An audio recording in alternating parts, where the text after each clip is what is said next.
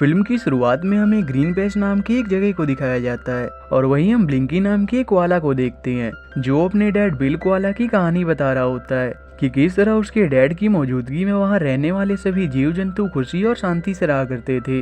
Green patch में ही cranky नाम का एक ग्वाना भी रहता था जो अक्सर वहां के छोटे जीवों को परेशान किया करता था, पर बिल के आगे उसकी जरा भी नहीं चलती थी। एक दिन बिल व्हाइट ड्रैगन्स की तलाश में रेगिस्तान के सफर की ओर निकलने वाला होता है, तभी उसका बेटा ब्लिंकी वहां आ जाता है। वो अपने डैड से उसे भी अपने सफर पर ले चलने को कहता है, पर उसके डैड उसे ये कहकर मना कर देते हैं कि रेगिस्तान का रास्ता रहस्य और खतरों से भरा है और वो जगह किसी नन्हे कोआला के लिए नहीं है, और उसे अपनी मॉम का ख्याल रखने का बोलकर अपने सफर के लिए निकल जाते हैं। पर उनके जाने की 1 साल बाद भी वो वापस नहीं लौटते, जिस कारण ब्लिंकी और उसकी मॉम को बिल की बहुत चिंता होती है। और अब बिल की गैर मौजूदगी में क्रैंकी भी अपना असली रंग दिखाना शुरू कर चुका था, इसलिए भी ब्लिंकी अपने डैड का बेसब्री से इंतजार कर रहा होता है।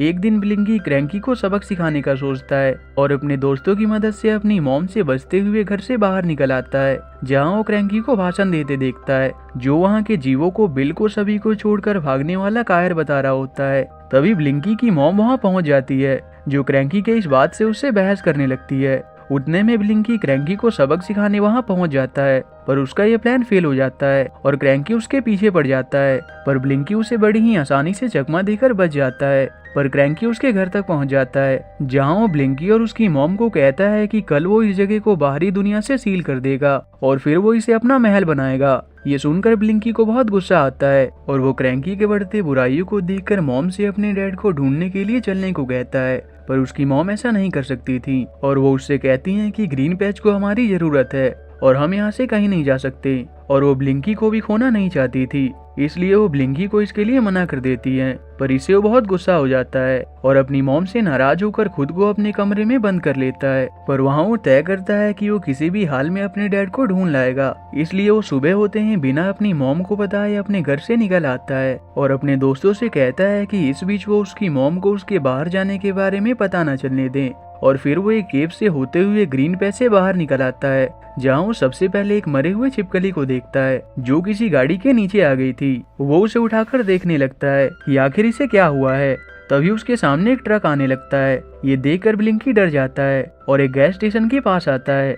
तभी उसे भूख लगने लगती है और उसे अपने सामने एक शॉप नजर आता है जिसमें खाने के बहुत से सामान होते हैं, इसलिए वो शॉप के अंदर चला जाता है। वहीं हम रूफस नाम के एक कैट को देखते हैं जो एक रैट को अपना शिकार बनाने वाला होता है, पर तभी उसे ब्लिंकी की खुशबू आती है और वो उसकी तलाश में उसी शॉप के अंदर आ जाता है। वहाँ जब वो ब्लिंकी को देखता है तो उसके पीछे पड़ जाता है, पर बहुत कोशिश के बाद भी वो उसका शिकार करने में नाकामयाब रहता है और आखिर में ब्लिंकी उससे अपना पीछा छुड़ाने के लिए गाड़ी के पीछे लटक जाता है जिससे वो रूफस से बच जाता है। पर रास्ते में वो उस गाड़ी के अंदर नट्सी नाम की एक फीमेल कोआला को देखता है जो एक केज में बंद होती है। ब्लिंकी उसे देखकर बहुत शॉक्ड होता है और वो उसे पिंजरे से बाहर निकालने लगता है।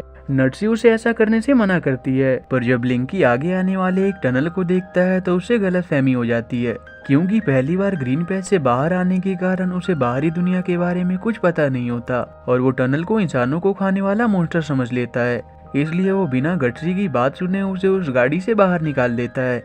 जिसके बाद गट्सी उस पर गुस्सा करने लगती है और कहती है कि वो मुझे जू ले जा रहे थे लेकिन अब तुम्हारी वजह से मैं खो गई हूँ। तब ब्लिंकी उससे कहता है कि मेरे डैड को तुम्हारे जू के बारे में जरूर पता होगा क्योंकि वो एक बेस्ट एक्सप्लोरर हैं। एक बार मैं उन्हें ढूंढ लूँ फिर हम दोनों मिलकर तुम्हें जू पहुंचा देंगे।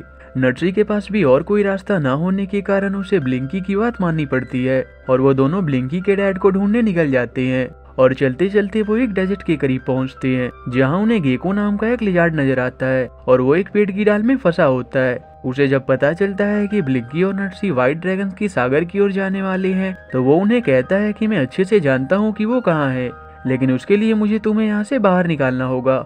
वो उसकी बात मानकर उसे डाली से बाहर निकाल देते हैं, पर असल में वो झूठ बोल रहा था, इसलिए वो आजाद होते ही वहाँ से भागने लगता है। पर तभी वहाँ रूफस नाम का वही कैट आ जाता है। रूफस गेको को वहाँ से दूर फेंक देता है और ब्लिंकी के पीछे पड़ जाता है। पर किसी तरह से वो दोनों गेको के साथ वहाँ से बच निकलते हैं और गेको भी उन्हें ज्वाइन कर लेता है। पर काफी ढूंढने के बाद भी उन्हें ब्लिंकी के डैड तक पहुँचने का कोई क्लू नहीं मिलता। तब नर्सी उस पर संदेह करते हुए उसका साथ छोड़कर चली जाती है और गेको भी उसी के साथ ही चला जाता है। दूसरी ओर जब ब्लिंकी की मॉम उसे देखने आती है तब ब्लिंकी का दोस्त रॉबर्ट ऐसा प्रिटेंड करने की कोशिश करता है ताकि उसकी मॉम को शक ना हो। पर आखिर में उसकी मॉम को ब्लिंकी के वहाँ से बाहर निकलने के बारे में पता चल जाता है। वहीं जब ब्लिंकी अकेले ही चला जा रहा होता है तभी उसे रेगिस्तान में अपने डैड का विजन आता है जो उसे अपने दोस्तों का साथ कभी ना छोड़ने की नसीहत देते हैं। पर तभी अचानक कोई उसे पकड़ लेता है और जब उसकी आंख खुलती है तो नर्सी और गेको भी उसके साथ ही होते हैं जिन्हें वॉम्बो नाम के एक भालू ने पकड़ रखा होता है। पर जब ब्लिंकी उसे अपना नाम बताता है तो वॉम्बो उससे कहता है कि कहीं तुम बिल के बेटे तो नहीं, क्योंकि वो ब्लिंकी के डैड को पहले से ही जानता था।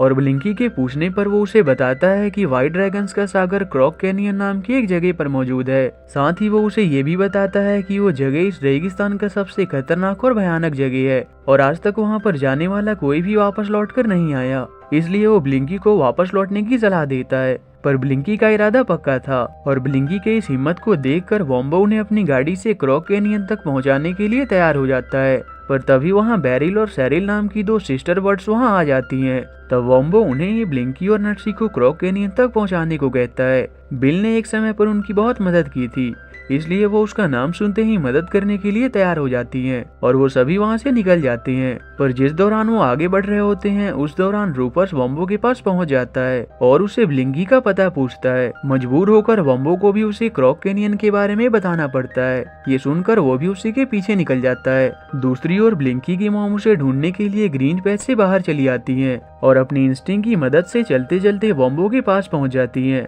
वहां वो उसकी हालत देखकर उसकी मदद करती हैं और वॉम्बो उसे सारी बातें बता देता है। ये सुनकर वो वॉम्बो के साथ ही उसकी कार से ब्लिंकी को ढूंढने निकल जाती है। दूसरी ओर ब्लिंकी और उसके दोस्त फाइनली क्रॉक कैनियन तक पहुंच जाते हैं। वहां भी सभी ब्लिंकी को उसके अंदर जाने से पहले इस बारे में सोचने को कहते हैं, पर ब्लिंकी वो जगह देखने के बाद भी उनकी बात नहीं मानता और वहां से नीचे उतर जाता है। नर्सी और गेको भी उसके साथ आते हैं, पर तब तक रूफस भी वहां पहुंच चुका होता है। वहां ब्लिंकी को कोई चीज अपने डैड की आकृति की नजर आती है। उड़ने में वहां मौजूद खतरनाक क्रोकोडाइल्स की झुंड उनके पीछे पड़ जाती है। बड़ी मुश्किल के बाद वो उनसे तो बच जाते हैं, पर तब उन्हें रूफस का सामना करना पड़ता है और यहाँ बहुत देर तक उनके बीच ये जारी रहता है। पर आखिर में वो उससे बचने में कामयाब रहते हैं। लेकिन जब ब्लिंकी उस जगह पहुंचता है तो देखता है वहाँ उसके डैड नहीं होते और उसे वहाँ अपने डैड की हैट मिलती है और साथ ही वहाँ मौजूद और भी क्लूज को देखकर ब्लिंकी को लगता है कि उसके डैड यहाँ मारे जा चुके हैं और इसलिए वो बहुत दुखी हो जाता है। पर तब वो अपने डैड की कई बात याद करता है और नर्सी को खुद ही उसके जू पहुंचाने का तय करता है।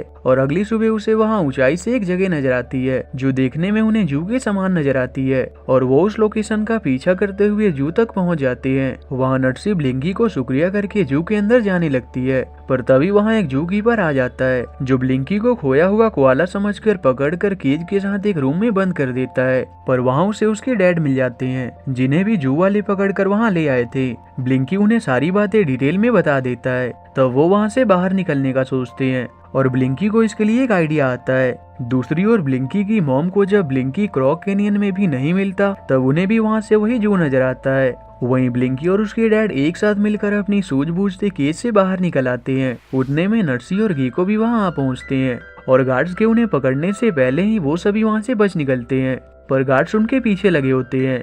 इसलिए वो उनसे बचने के लिए वहां मौजूद चीजों से एक फ्लाइंग क्राफ्ट को क्रिएट कर लेते हैं। उड़ने में ब्लिंकी की मॉम भी जू तक पहुंच जाती हैं और जिस दौरान वॉम्बो उन्हें डिस्ट्रैक्ट करने की कोशिश करता है उतने में वो जू के अंदर घुस जाती हैं। वहीं ब्लिंकी और बाकी सभी जैसे ही वहां से निकलने वाले होते हैं उतने में रूफस वहां पहुंच जाता है। वो जब उनके साथ बिल को देखता है तो उस पर अटैक कर देता है क्योंकि बिल ने ही एक समय पर उसकी पूंछ काट दी थी। तभी ब्लिंकी रूफस पर हमला कर देता है और वो ब्लिंकी के पीछे पड़ जाता है और इस बीच बिल उस फ्लाइंग ऑब्जेक्ट को उड़ाने की कोशिश करता है, पर वो काम नहीं करता। तभी सैरिल और बैरिल वहां आ जाती हैं और वो उनकी इस काम में मदद करते हैं, पर अभी भी रूफस ब्लिंकी के पीछे लगा होता है। पर तभी ब्लिंकी की मॉम वहां आकर रूफस को एक पंच कर देती हैं जिससे रूफस का सिर घूमने लगता है और तभी एक जाइंट क्रोकोडाइल उस पर हमला कर देता है। इसके बाद वो रस्सी की मदद से उस फ्लाइंग ऑब्जेक्ट में पहुंच जाते हैं। ब्लिंकी और उसकी मॉम बिल को वापस देखकर बहुत खुश होते हैं और इसके बाद वो जू से बाहर निकल आते हैं और आखिर में ग्रीन पैच पहुंचकर क्रैंकी को भी सबक सिखा देते हैं। और इसी के साथ ही ये मूवी यहीं एंड हो जाती है।